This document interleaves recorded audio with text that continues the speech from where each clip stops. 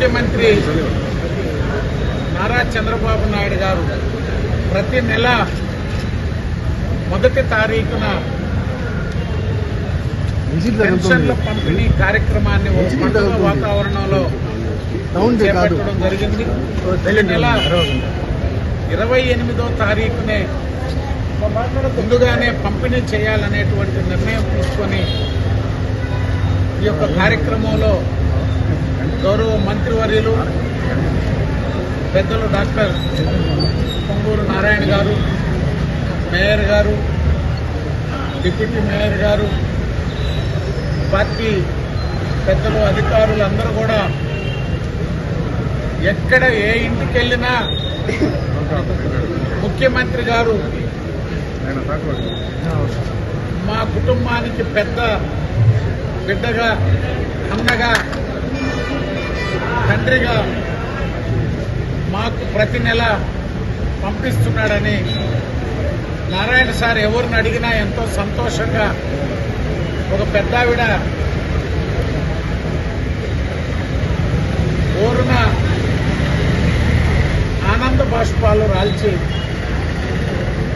ఈ ప్రభుత్వం చేసే మంచి పనులన్నీ మంత్రి గారికి చెప్పడం జరిగింది.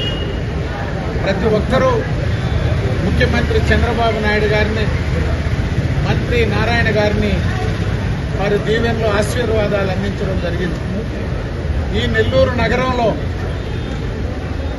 సంపూర్ణంగా తాగునీరు అందించాలా, డ్రైనేజ్ వ్యవస్థను మెరుగుపరచాలా, ఈ రాష్ట్రంలోనే కాదు దేశంలోనే ఎక్కడా లేనటువంటి విధంగా ఒక మున్సిపల్ స్కూల్స్ని, అన్ని హై స్కూల్స్ను కూడా 2 సంవత్సరాల కాలంలో ఇంటర్నేషనల్ స్టాండర్డ్స్తో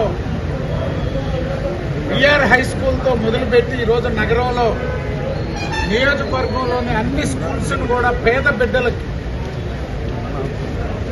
మంచి విద్యను అందించాలనేటువంటి ఆలోచన, పార్కులు కానీ ప్రతి ఒక్కటి ఒక మోడల్గా ఉండాలి అనే ఆలోచనతో నగరాన్ని అభివృద్ధి చేస్తున్నటువంటి మంత్రి గారు నారాయణ గారి సారథ్యంలో ఈరోజు నెల్లూరు నగరం రాష్ట్రంలోనే విద్యా వ్యవస్థలో ఒక సమూల మార్పులకి శ్రీకారం చుట్టిన మొట్టమొదటి నియోజకవర్గంగా మైనారిటీలకి ఒక ఇంటర్నేషనల్ స్కూల్, అదేవిధంగా గతంలో మంత్రిగా వారు రెసిడెన్షియల్ స్కూల్ శాంక్షన్ చేశారు.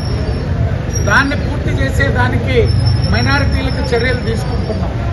అదేవిధంగా పూలే భవన్, అంబేద్కర్ భవన్, గతంలో వారు మంత్రిగా ఈ నెల్లూరు నగరంలో బీసీ భవన్ని నగర నడిబొడ్డున టూరిజం సెంటర్ పక్కనే స్థలం కేటాయించారు. అది అసంపూర్తిగా ఆగిపోయింది. అదేవిధంగా అంబేద్కర్ భవన్, జగజ్జీవన్ రామ్ భవన్ కూడా ఇచ్చారు. మైనారిటీలకు షాదీ మంజిల్స్ ఇచ్చారు. ఈరోజు అసంపూర్తిగా ఉన్నటువంటి బీసీ భవన్కి మంత్రి గారు తన సొంత నిధులు ట్రస్ట్ నుంచి ₹1 కోటి బీసీ భవన్కి కేటాయించడంతో పాటుగా నిన్నటి రోజున అసెంబ్లీలో మంత్రి గారు స్వామి గారికి, బాల వీరాంజనేయ స్వామి గారికి అంబేద్కర్ భవన్ కూడా ట్రస్ట్ నుంచి ₹1 కోటి ఇస్తాను, మీరు వెంటనే వాటిని చేపట్టి బీసీ భవన్, అంబేద్కర్ భవన్ని నిర్మాణం పూర్తి చేయమని చెప్పి కోరారు. వారు ప్రభుత్వ నిధులతో పాటుగా స్వంత నిధులు కూడా సంక్షేమానికి అందిస్తున్నటువంటి మంత్రి గారికి అందరి తరఫున, బీసీ ఎస్సీ వర్గాల తరఫున ప్రత్యేకంగా వారికి ధన్యవాదాలు, కృతజ్ఞతలు తెలియజేసుకుంటున్నాను.